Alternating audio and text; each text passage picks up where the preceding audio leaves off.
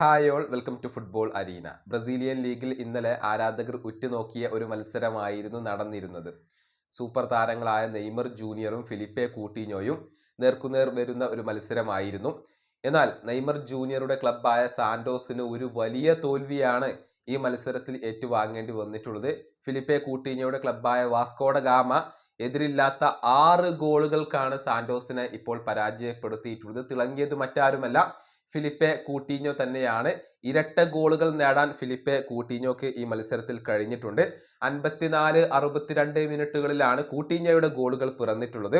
കൂടാതെ പിറ്റോൺ, David, Ryan ചെ എന്നിവർ ഗോളുകൾ കണ്ടെത്തുകയായിരുന്നു. ഇങ്ങനെയാണ് എതിരില്ലാത്ത 6 ഗോളുകളുടെ ഒരു തോൽവി ഇപ്പോൾ സാന്റോസിന് ഏറ്റുവാങ്ങേണ്ടി വന്നിട്ടുള്ളത്. വളരെ ദയനീയമായ പ്രകടനമാണ് സാന്റോസ് ഈ ഒരു മത്സരത്തിൽ നടത്തിയിട്ടുള്ളത്. മത്സരത്തിന്റെ ആദ്യ പകുതിയിൽ ഒരു ഗോൾ മാത്രമായിരുന്നു സാന്റോസ് വഴങ്ങിയത്. പക്ഷേ രണ്ടാം പകുതിയിൽ അവർ വളരെയധികം മോശമായി 5 ഗോളുകൾ കൂടി അവർക്ക് വഴങ്ങേണ്ടി വന്നു എന്നുള്ളതാണ്. ഏതായാലും ഈ മത്സര ശേഷം ഹൃദയം തകർന്നുകൊണ്ടാണ് നെയ്മർ ജൂനിയർ കളിക്കളം വിട്ടിട്ടുള്ളത്. അതായത് നെയ്മർ ജൂനിയർ കരയുന്ന ഒരു കാഴ്ച നമുക്ക് കാണാൻ കഴിഞ്ഞു. തോൽവിയിൽ മനം നൊന്തുകൊണ്ടാണ് അദ്ദേഹം കളിക്കളം കരഞ്ഞുകൊണ്ട് വിട്ടിട്ടുള്ളത്.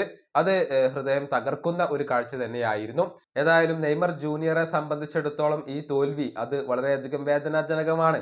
കാരണം പോയിന്റ് പട്ടികയിൽ സാന്റോസിനും പിറകിൽ നിൽക്കുന്ന ഒരു ടീമിനോടാണ് ഇത്തരത്തിലുള്ള ഒരു വലിയ തോൽവി ഇപ്പോൾ ഏറ്റുവാങ്ങേണ്ടി വന്നിട്ടുള്ളത്. നിലവിൽ സാന്റോസ് 15ാം സ്ഥാനത്താണ്, 19 മത്സരങ്ങളിൽ നിന്ന് 21 പോയിന്റുകൾ. വാസ്കോഡ ഗാമ 16ാം സ്ഥാനത്താണ്, 18 മത്സരങ്ങളിൽ നിന്നും 19 പോയിന്റുകളാണ് അവർക്കുള്ളത്.